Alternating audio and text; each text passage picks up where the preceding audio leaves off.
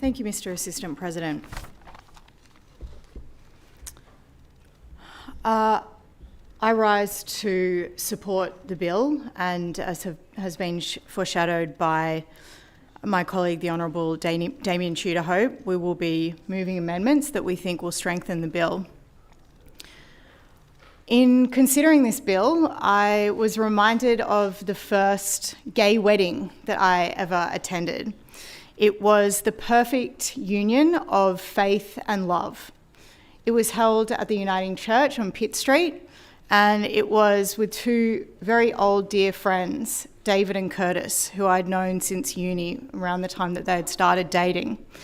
It was a fabulous wedding, and I had the incredible privilege of singing in the choir for that wedding, and to be called out at the reception for the very small part that I played in the marriage equality campaign.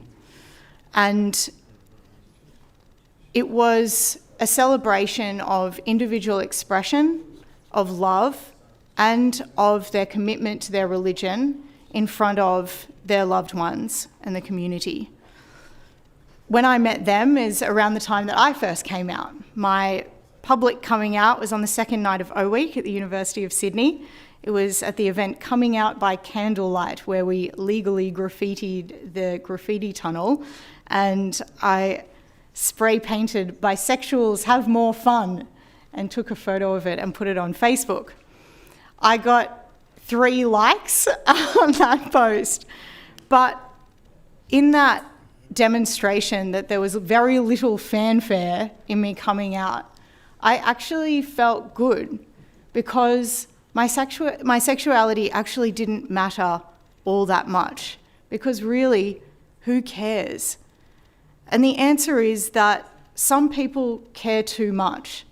Some people care too much about other people's sexuality, and there are people who care about that sexuality in a damaging and detrimental way. This bill is designed to help all people to feel confident that their right to express themselves and be safe in their identity is respected, that it is okay to expect that one's sexuality is one's own business. When I ran for the seat of Sydney against Tanya Plibersek, I publicly made it clear that I don't really like identity politics, though I was comfortable disclosing my sexuality, because I'm fearful of the division that it can create.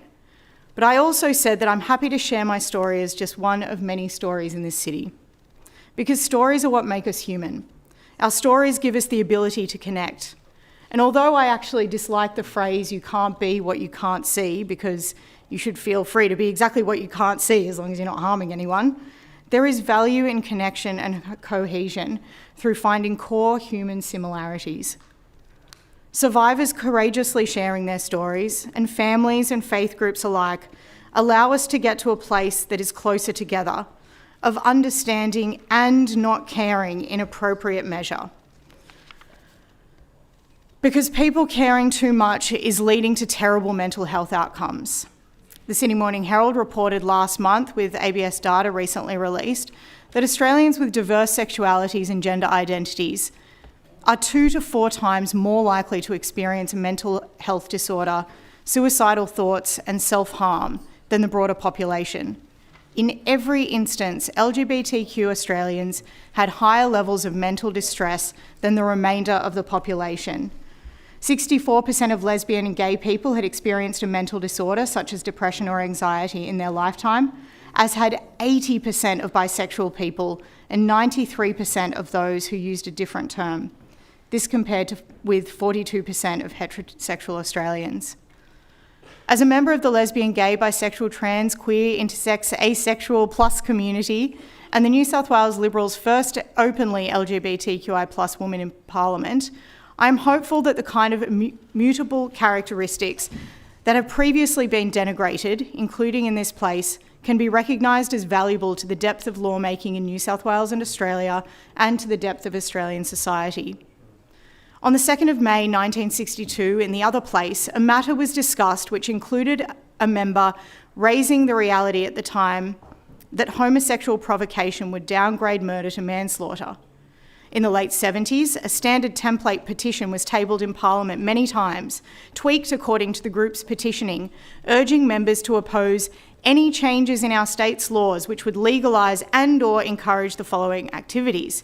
Firstly, the adoption of children by homosexual or lesbian partners, and then acts of sodomy in private or public.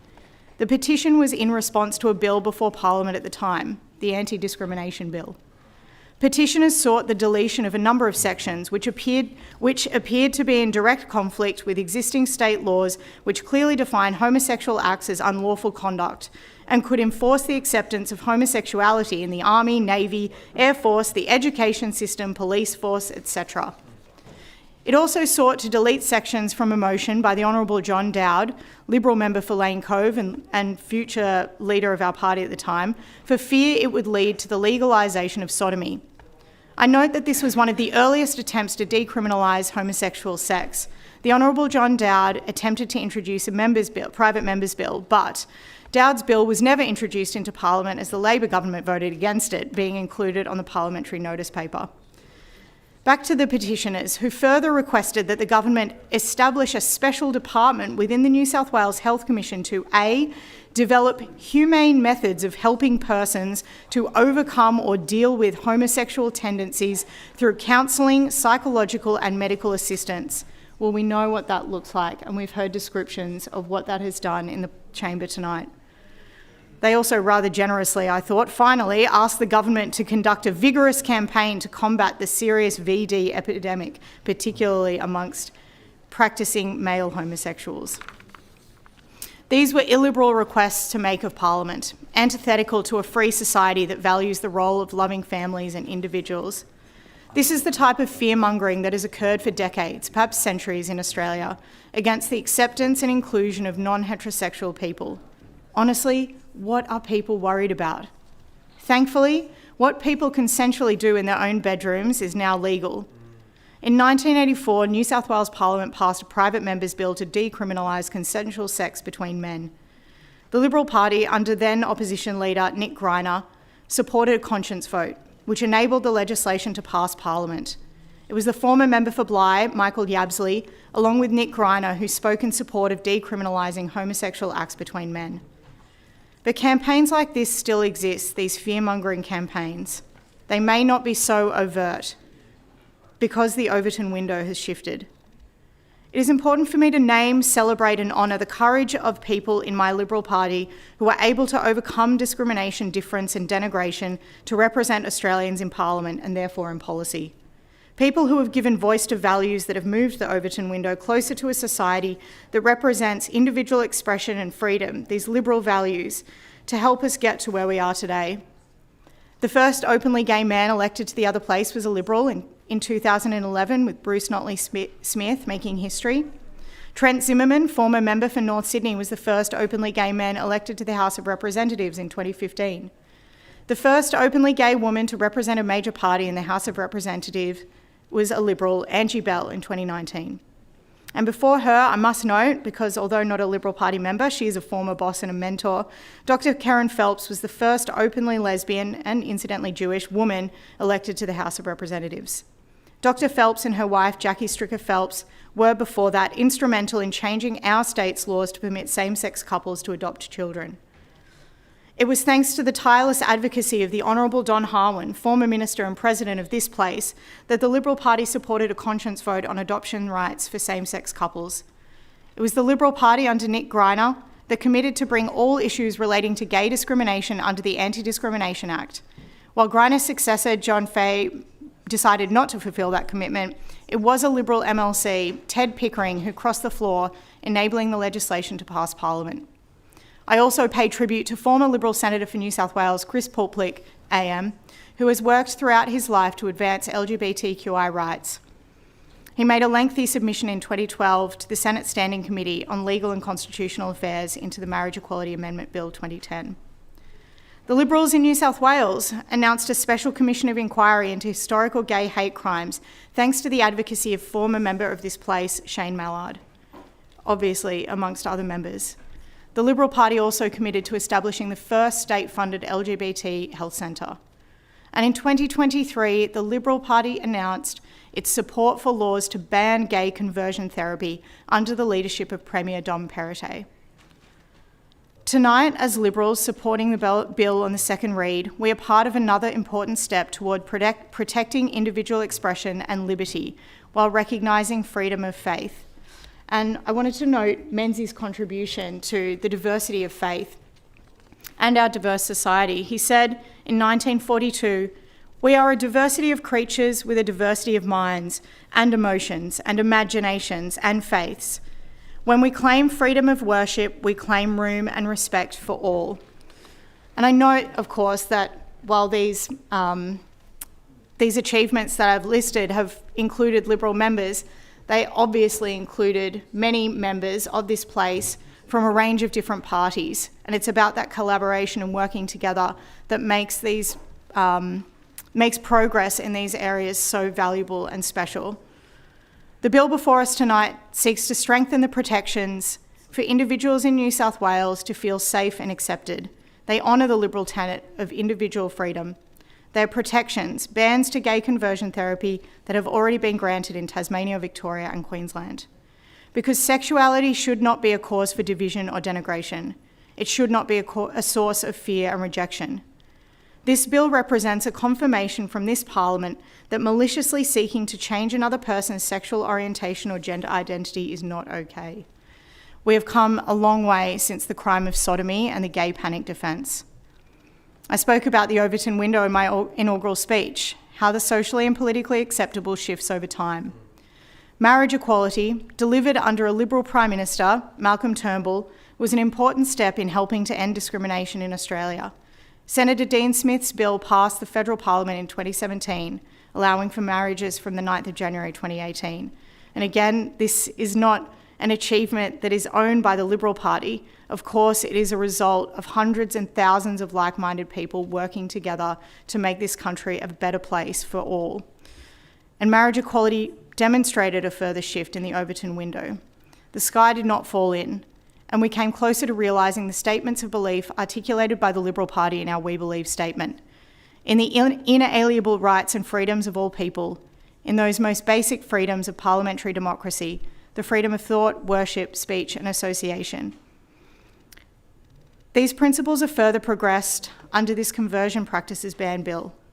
And I want to read a passage from Faith, Love and Australia, the conservative case for same-sex marriage, written by Paul Ritchie, in the context of the marriage equality debate.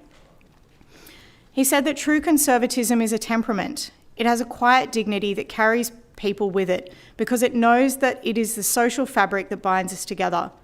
To mock my neighbour, to decry his values, is ultimately to weaken myself. It is a philosophy grounded in humility because the conservative tradition understands that humanity is frailer than we like to imagine or care to admit. We see our lives for what they are, fragile and all too short. We know that mostly our hopes, our loves, our losses, and our very lives are not ours to control. At times, this makes us cling to the past when we should loosen our grip, forego change when we ought to embrace it, or clutch to a certainty when we might let it go, because we know that the future is not assured. I think it's highly relevant in this context. Ritchie's book was a significant contribution to Liberal conservative thought. It is through expression and conversation that his appeal to shared values could be made reality. Reading, talking, and curiosity are essential. Asking questions, having the courage to listen, answering questions, and letting go of limiting fears about judgment are behaviours that require ongoing practice. At the time of the marriage equality campaign, I hadn't realised how much I'd denied myself the vision of a future where I had a wife, which is now possible. I didn't fully understand how that national conversation would impact me personally. After leading the Irish Yes vote to victory and standing on the precipice of a history-making Australian campaign, Tiernan Brady suggested to me that I wouldn't fully appreciate the change to Australian law until perhaps years later. He was right.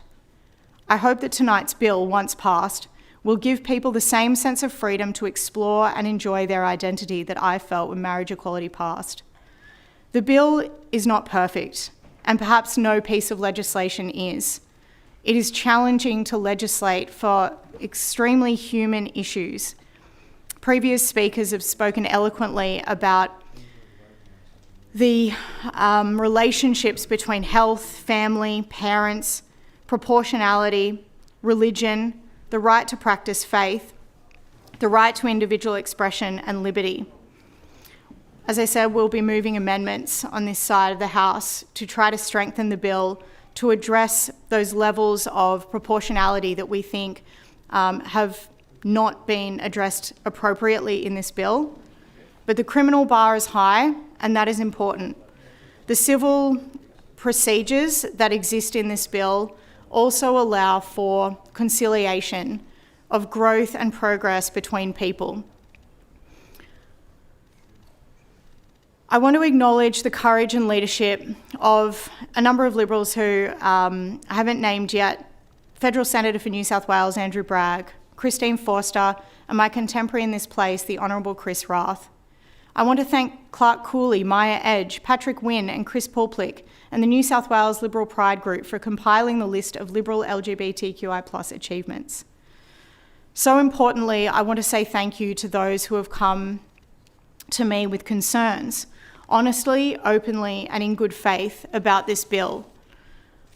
I believe that there are important questions to answer, and these matters will be explored further, but without this open and honest and respectful debate, we can't make progress.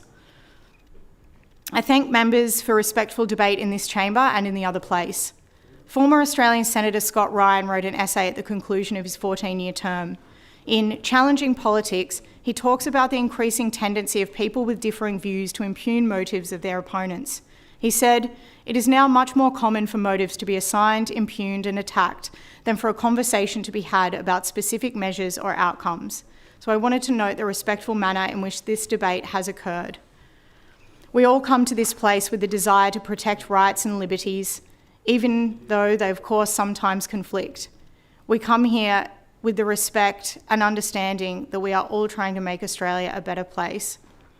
For those who celebrate sexuality and those who denigrate it, surely there is a sensible place that we can get to where we are not defined by our sexuality, where we are not treated differently because of our immutable characteristics. But that is not yet the case, and that is why this bill is so important.